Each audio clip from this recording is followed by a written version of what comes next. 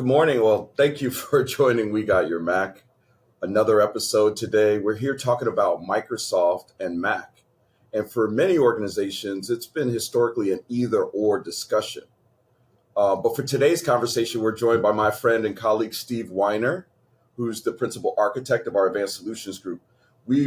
Victoria and we've both worked with Steve in the past, so we're delighted that he could join us today. And to be honest, Steve's help when I first joined SHI in understanding technical issues and explaining them in English has been fantastic. Kevin's been very supportive about this as well, but Steve really helped me out when I first joined SHI.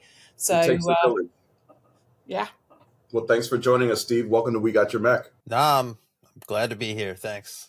So listen, Steve, the first question I have, you have this huge setup back there, all those nice toys and stuff. But what's the device? What kind of device are you using right now? Mac, Windows, what? Yeah, right. That's the question. I have both, right? I have a M1 MacBook Pro, soon to be M3, I think, and I have a Surface Laptop Studio. So you use them both. Which one do you use more? Why do you use two different? I'm ex-Apple from a long time ago, another life. And before that, it's been everything, right? So I've always seen both. I can't sit in one camp. To me, they both have their benefits. Some of the best times of my life was running Mac Snow Leopard and Windows 7 on a MacBook 17-inch MacBook Pro. So that's right. When you joined us, you came from Apple Retail. Is that right? I did. Yeah, that was a while ago. But yeah, I've always used both all the time. Right. So why do you think IT, right, leans towards Windows when folks like you, who are the SCs, the system engineers, the architects, they use Mac on a daily basis? Yeah, I think people are they're polarized by nature, right? So that just extends to IT. I don't think it's a secret that, Windows is, the majority of the corporate world, mainly because of the systems that enterprise is built on. But I think Mac is what people are comfortable with. And it's like the computer for consumers and people. And employees are consumers and employees are people, right? So it kind of makes sense when people want to use Mac in the workplace. They just want to use what they're comfortable with and what's reliable. And I think it could be intimidating to IT, especially when you have, individuals and SMEs who their background is Windows management. But I think that's coming to an end. So, obviously you're in a very technical role. We're talking to an audience of decision makers here and thinking about why a decision maker would choose one device over another, or maybe in your case, they'd be right in choosing both. But do you think that kind of bias towards Windows is down to a lack of understanding or knowledge? Because we've talked about management tools in previous episodes. We talked about security in episode 5. We talked about some of the cost elements in episode 3 with Dave Groover. So is it things like the applications, the gap between Windows and Mac applications that maybe is where we need to focus, where the problem is? Yeah, I think somewhat. I think it's I think the best way to look at it is this, right? A lot of things change and it's hard to keep up, right? How much of business has shifted to web apps, right? Are we really installing thick client applications anymore? It's like, this is not compatible with Mac. This is compatible with Windows. I think that's come to an end, if not fully coming to an end. Obviously, there's niche software, right? But as a whole, I think decision makers. Most decision makers I speak to have a Mac, so that's a little bit of a different story. They want what they want, but I think unified endpoint management is real. I think moving to SaaS and web-based cloud applications is real. And I think what do you mean unified endpoint management? What is that? Right. So when we look at it as IT, right, I have X application for managing my endpoints. I use something, right? I think it's very easy now to use the same platform for everything, right? I can have one set of standards for Windows, for Mac, for Android, for iOS. it's not as complicated anymore to bring So two everyone in. folks claim they have UEM. Broadcom, formerly known as VMware or Workspace ONE, and then Microsoft. So are you saying one of those will win the app gap story or part of it? Yeah, I mean, my the lens of my perspective is somewhat biased, just for the sense that I am a Microsoft principal architect, right? I work on the Microsoft platform. But what I will say is you see attitudes tend to change, right? So we saw Microsoft's attitude change around 2018 to say, look, we are arms open towards Mac. I mean, most of those show up now. You meet with a Microsoft developer, they're going to be using a Mac, right? So just from a management standpoint, they have made big, broad changes to be very accessible to organizations who want to manage their Mac with their PCs. The goal is make it easy to adopt. The device doesn't matter in the way it mattered 5, 10 years ago. And so, okay, that's the management piece. You can manage all devices, one platform. What about the other apps that are in the gap necessarily? Are the productivity apps? Are there security apps? Talk to me a little bit about the other things that Microsoft specifically can solve. Yeah, I mean, I almost I put Mac and modern management in the same boat, right? Getting someone to manage their PC in a modern way is very much like managing a Mac. Your biggest gap is going to be those legacy apps that talk to on-premise, mainframe type systems. So, in that case, Mac always had a superpower of being able to run Windows flawlessly. I think everything changed with the move to Apple Silicon, right? And not necessarily, in a bad way, it just changed where we have new options, right? I think, you still get the best of both worlds, right? If you want to virtualize Windows, you 100% can, right? Products that can do that. I know Parallels does a great job on after Apple's transition to their own silicon. Microsoft also has, Windows 365, so simplified cloud PCs. So if you need to run legacy applications, right, x86 stuff, it's not an issue. The barrier to entry is low level from a technical effort perspective. So I always hear virtualization is the answer for the things you cannot do natively, but tell me about what you lose in experience with, say, Win 365. Yeah, so the thing about Windows 365, and I'll say cloud PC because I've been talking a lot about it, and the naming is atrocious. So I will say with Microsoft, you should be able to get certified in the naming. They should give you that, right? If you can nail the naming, that's a skill in itself. Now, when you think about just a cloud PC, right? It's like take the end part of virtualization, right? You open a client, you log into your PC in the cloud, it's virtual, but without all the back end. I'm not a VDI guy. I'm not virtualization. I don't know clusters and pools. You don't need to anymore. I can say, hey, I just want to, buy a license to give my user a cloud PC on their Mac. They can open that up and log in and do what they have to do. And I think that's really important from an industry perspective because that's going to make organizations who have the single IT mindset open up. Want to use Mac? No problem. There you go. There's your app. Victoria is very concerned about security. Tell her a little bit about how you help customers ease their mind as it pertains to security apps. Well, I think what's important, and I'll avoid the rabbit hole of zero trust, right? Because that's the buzziest of buzzwords. But the reality, We don't have time for all of that today, Steve. I don't think. we don't. We absolutely don't. But I will say this, right? The framework is real and it's simple, right? At the end of the day, the best security you can have is you want to secure who is accessing what on something, on a device, on a phone, on a platform, on a computer. And if you can protect that, you've nailed it. Now, everything around it to get there is where the technical chatter comes in. But honestly, yeah, another area I work on is like, for example, Microsoft's Defender suite of products, which is multi-platform and even more so than the endpoint management. So I'm helping folks stand up endpoint security, cloud security, app security, but platform agnostic.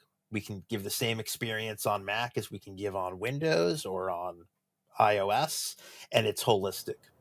It's a consolidation story, though, too, though, right? People are taking out point products. Like, tell me what those are. Is it like CrowdStrike? Is it Sentinel-1? Is it like, what are you replacing with, say, advanced threat protection? It could be everything, right? And I'll get into it even with our own security folks, right? I showed up in 2020 starting to do this, and you have guys who've been doing it for a very long time, and gals, yeah, right? Just folks who've made security their right, that's their bread and butter, and mine is more modern. But let me take a pass at it this way, right?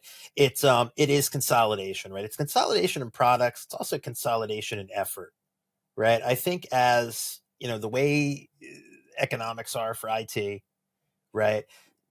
Leaner teams. We want faster times to get to better end results, especially with security, right? People do get breached a lot. We hear about it. So, folks are moving away from that mindset of let me bring in these big, heavy products per discipline, as opposed to let me consolidate and let me get to where I want to go faster. Yeah, I think that's really interesting, Steve, because one of the things I'm seeing in the work I do within strategic insights is people really putting a lot more effort into overall vendor consolidation than they have in the past. There's been a lot of talk about it, but it's not actually always that easy to unpick the existing architecture and to replace these. So it's not a question of this is a quick project. I bought that, I can just rip everything out and replace it. They're quite a heavy lift to actually do that properly, but it does actually seem to be happening now rather than just being talked about. So I guess it's another opportunity. If you're making these changes, then that is probably the time to say, okay, if we're looking at Mac while we're making these changes, it's not a bad time to look at deployment at scale. Yeah, and it could it's going to get messy, right? Whoever tells you these things are going to be uprooting anything, right? And I do it all the time, right? My team's the messiest, so we get in there and the things we do, and Kev has seen this, right? We're disruptors, right? But I think the problem, there's a few things, right? It's that end goal in mind. Like, is this going to get us where we want? Long-term cost savings, better results, better end user experience, better admin experience. It's also, you got to be very careful to not lump things together. I could see folks going, okay, well, I'll adopt this unified endpoint platform. Oh, that'll give me an opportunity to bring in Macs. That'll give me an opportunity to do this. And now, before you know it, your project to do one thing has snowballed, and now it can feel overwhelming. So it's important to pace. It's very important to pace, chunk these things out, and make sure we're staying, one objective at a time. We want to implement Macs. We need to do these two things. Let's do those two things. The rest is good long term, but we got to be thinking strategy. That's the only way to do it. That's very important, the things you're bringing up. It is the technical conversation, but it's also how you effect change, how you communicate this out, how you ensure people understand what they're doing. And so tell us a little bit about how people mistake technology for change management. Oh my gosh. Yeah, look, some of our biggest projects have been involving organizations that are upwards of 120,000 users. I'm working on a project right now where we are literally moving 60,000 devices from all platforms into one platform, right? So 60,000 from everything, Mac, Windows, the whole thing. The hardest part is the people and the habits we have, right? The tech, if you let us run around and do the tech, yeah, we could get that done, no problem. But it is the change. It's the adoption. It's the things we're used to. The strongest thing you'll find in IT are the things we've been doing forever, because it's the way we've been doing them. Breaking the status quo, breaking the habits, afraid to rock the boat. That's the hardest part. And sometimes we play that role, my team, of just, it's going to be okay. Let's take a breath together. Grab my hand. We're going to get you through this. Like, once you see it in action in a 5-device pilot, stakeholder's going to be happy. So-and-so is going to be happy. That's the hardest part. That's what makes these things, yeah. Oh, 100%. Yeah. As close as I'm ever going to get to being one. Yeah. Well, we had a good conversation with Christian Hubler in episode 8 about the importance of making sure that the communications are effective, and that actually, you consider everything that's going to be different. And as you say, particularly when it's, large numbers, you're doing this at scale, the potential impact of 60,000 people suddenly finding something's different and not understanding that that's going to happen and having to navigate it. That's a massive dip in productivity potentially if you haven't done the education piece, if you haven't understood the way those people work on a day-to-day basis and what you're going to have to show them that has changed. So, one of the things that came up when, you and Kevin and I were discussing this before was the fact that, it can be a lot easier to move people from Windows to Mac than perhaps it is the other way around. And I know you have some quite strong opinions on that. Do you want to talk us through a bit of that? Well, no one's moving from Mac to Windows. It's a one way, and it's the way it's always been. I know one guy. Yeah. It's here's the way it works, right? Your Mac people are your Mac people, your Windows people are your Windows people, and then you have the Windows folks who just haven't asked for their Mac yet, right? And because the organization doesn't offer it, people accept it. And any other thing, and the price thing has become so great; it's so not a factor anymore, right? I have a Surface laptop that costs more than some Macs, right, and vice versa. But I think what it is once there's a true choice and the organization is comfortable in their footprint enough to say, yeah, it's not it's not an extra effort for me to offer Mac, right? And then it's really not an issue. Switching to Mac, again, you really have to evaluate. We call it workforce analysis. A big thing we do is looking at, how do you group your users and what do they do? And we never solve for the fringe. The worst thing someone could do is bring up to me, well, let's say I'm going to move to Mac. I can't because, I have certain users who do X, Y, and Z. What's the numbers on that? Is it 2%? Are we really going to make these broad strategy changes for 2%? No, you leave the fringe, because by the time you've done addressing the masses, the fringe might have solved itself, because those are just big changes that have to be made. If so-and-so can't use a Mac or use a cloud solution or use a insert whatever technology because they're stuck on an app that some independent service person is still managing for them and it's one guy, that's not sustainable anyway. Can't be. But you said something earlier about how Apple trains the consumer and how consumers are users. So yeah, no, I think IT, I really wish more IT folks would understand that. Apple has done a tremendous thing, and whether you're a fan or not, it's undeniable. And I know this because I know Android people who respect it as well, right? You have the way Apple educates the consumers is unrivaled. There is not a tech entity that does that the way Apple does. They train consumers without them even knowing it, right? They educate the consumers. So our users at our enterprises and our organizations, they're consumers. They're the same folks who buy iPhones for their family and their, for themselves and update every year and do iCloud, and they're used to backing up. These are things Apple has educated that you have now built in for your users. So to not take advantage of that, would be, it's definitely a miss if we're not. I thought that was very interesting. What do you think, Victoria? Yeah, I mean, I liked the point that when we talked about it before that you guys made about you don't need to be technical to use this technology.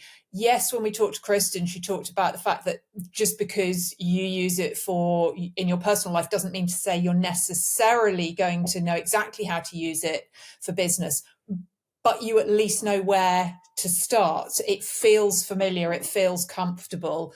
I mean, I know, Kevin, if we gave you a Windows PC and an Android on your phone, you'd probably go and sit and cry in a corner somewhere quietly, because you are so plugged into the ecosystem. It's practically an extension of your body and your mind.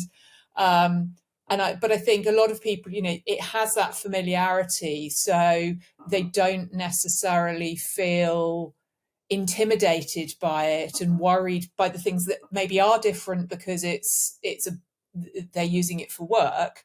At least it's within a familiar landscape.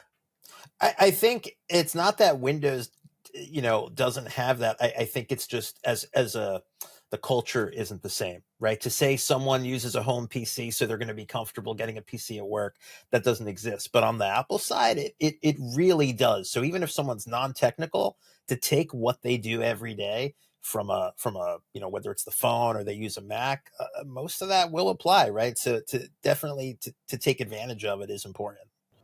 Got it. So your top tips then are express empathy for the app gap by starting with your unified endpoint management approach. You can unify the way you develop apps, how you manage your PCs, but then move into not the fringe, but things that people use all the time, like productivity suites and security suites.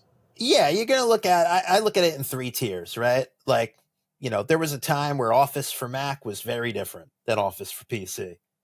That's over, right? So here's the deal. If you're basic, if you're a user and your bread and butter is productivity apps like Microsoft Office, you're good to go. Let's take it a next tier. Let's say you use Visio or Project, things that aren't Mac native. I could very easily use a product like Parallels to virtualize Windows on Apple Silicon, because Windows has Apple Silicon native, ARM friendly versions, separate thing. But that's easy. My next tier would be something I can't virtualize. I can just go to cloud PCs. And if I go to cloud PCs, I don't need VDI background or expertise. I could just deploy that. So you're covered. You just got to understand where those tiers are and which users fall into those tiers. 2, solve for the masses, not the outlier. And then 3, it's not the tech, it is change management. Do I got that right? Yeah, it's understanding, the war is over. The Mac PC war, right? It's not a war anymore. It's over. Our biggest challenges are the habits. So yeah, it's the adoption. Okay. Well, thank you so much for your time today, Steve. We really appreciate it. It's been an interesting chat. Good to have some time to catch up with you again. I don't think we hadn't spoken for a long time until now. Kevin and I will be back again soon with another episode of We Got Your Mac. In the meantime, for those of you listening, if there is anything more that you'd like to find out, if you want to look for previous episodes, if you want to find the resources, the blog posts, information about the various guests we've had, then please go to wegotyourmac.com for all of the information about everything we do related to this podcast.